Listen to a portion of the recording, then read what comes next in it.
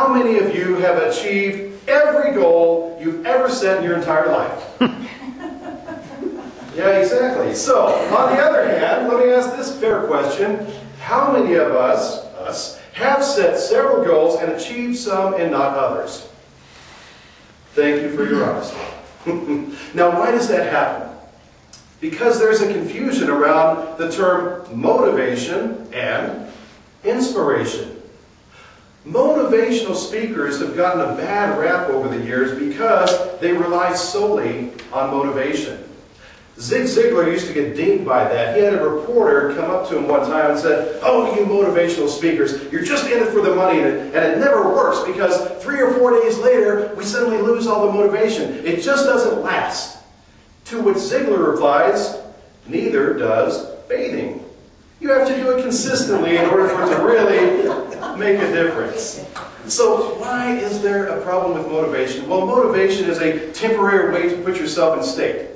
If you want to exercise, you get out the iPad and you pull up the Rocky song, right? Bum, bum, bum, bum, bum, bum, and man, you're fired up, and the first day, woo, exercise and doing a great job. By day 5, it's kind of, hit the alarm button. It's not going to happen. And here's why. Motivation is when you're doing something only for yourself. Inspiration is when you're giving of yourself for the benefit of others. Now, when you think about people in history who would fit that description, folks who come to my mind are Mother Teresa, Mohandas K. Gandhi, Mary Kay Ash, and Martin Luther King. These people achieved what they achieved through inspiration. Now, you may want to pull out your mental notebook, write down this definition, that inspiration is a feeling of passion, fueled by love, which creates determination to achieve an outcome for someone else. Got it down, put it back in, file it away. That's what that is. The greatest story that I have ever heard about inspiration comes from a dad and a son. Natural fit when we're talking about love. Dick and Judy Hoyt had a child years ago. Right after his birth, they went to the doctor's office, and the doctor said, "Got some bad news for you. Your son in the womb had the umbilical cord wrapped around his neck, developed cerebral palsy. He will never be able to speak and never be able to use his body. He is a vegetable." Now, I'll tell you, for all the things doctors know, they should never use the word vegetable to describe a person. And Dick knew that. And Dick looked in that doctor's eyes and he said, "This is my son. He's not a vegetable. This is my child. He's not a vegetable. And I'm going to take him home right now. And I'm going to raise my son as normal as I can." And they took him in the backyard and they spat on him. They taped a hockey stick to his wheelchair so he could play with the other kids. And they put him in public school. One day at a high school assembly, he got some bad news. And so when they brought Ricky home, he has a computer, and if you look at a letter, letter by letter, he can create a word. And word by word, he can create a sentence. So he typed out this sentence. And when Dick got home, he read it. And he says, "Dad, at our assembly today, we found out one of our classmates was in a bad accident. The school wants to get together to raise some money to help him out. The fundraiser involves a 5-mile run." Now, Dick had overcome a lot of mental obstacles for his son. Nobody's going to tell me I can't do this with my son. They're not going to tell me I can't do that with my son. We're going to find a way to make it happen. But, man, how does that change when you have to put yourself on the line to run 5 miles and push a wheelchair? And as Dick is going through all the options of how can I possibly get out of this, and there's, I'm 40-something years old. I've never done this before. How do I get out of that? And at some point in time, he locks eyes with his son. He realized that for so many years, how many times have I done this to Ricky? To put him in a public school without asking him, to ask him to do things that may not have been comfortable for him, and yet now the burden is on my shoulders. And when he looked at those eyes, he mentioned the only word he could. And he said, "Yeah, we'll do it."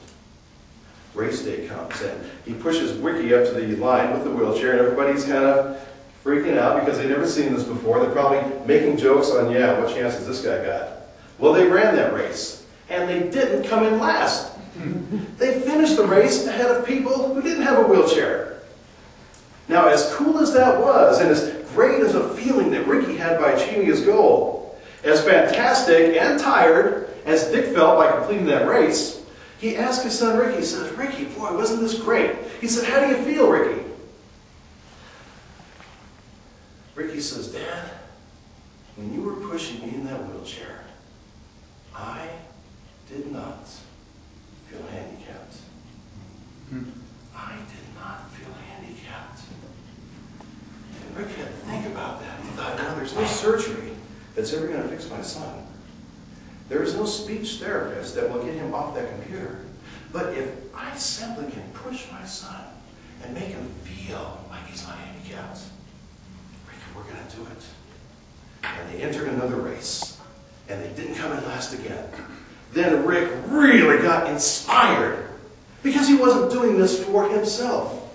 He was doing it for his son.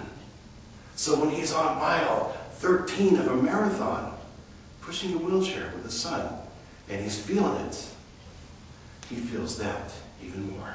And that's what drives him to volplane his son from a point of dependence to a point of at least mental independence. That's what drove him mile after mile. And for 20 years, they've ran triathlons. This is actually on YouTube, and I encourage you to type it up. Dick Hoyt, H-O-Y-T. And you'll see the videos, and you'll see the times to where they're coming in for the finish line, and you'll see Ricky just ecstatic because he doesn't feel handicapped. And you'll see Rick behind him smiling after mile 26 of a triathlon. Because inspiration comes from love. What's our greatest role model for that? Whether you believe or not, there is a book called the Bible. Been around for thousands of years, documents world history. Whether you believe in him or not, there was a man named Jesus Christ. Documented, real person who lived. You don't have to believe in the Bible or Christ to be able to read the book and say, what made this man so great? Love. What made this man the most well-known name in history? Inspiration. To give up everything he had for us. That was inspiration. That's the difference that I would challenge you to adopt. Find your goal. Find somebody else that your skills can benefit. Put yourself on the line. Set that big desire. And when the going gets tough, don't dare think about yourself. Think about who you're doing it for. Think about whose life will be dramatically changed because of that. And follow that dream.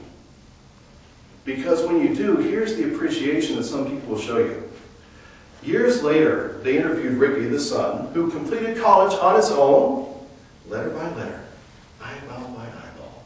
And they said, Ricky, if you could have any wish granted in the world, what would your wish be? And Ricky says, if I could have anything in the world, my wish would be someday to be able to stand up from my wheelchair and to walk behind my wheelchair and grab those handles. And then to say, Dad, grab a seat and I'll push you.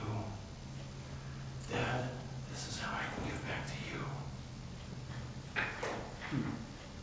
There's no greater purpose for our lives than to find somebody that your skills, your God-given skills can help. And you use those skills to benefit someone else. Because when you're long gone, your legacy and their appreciation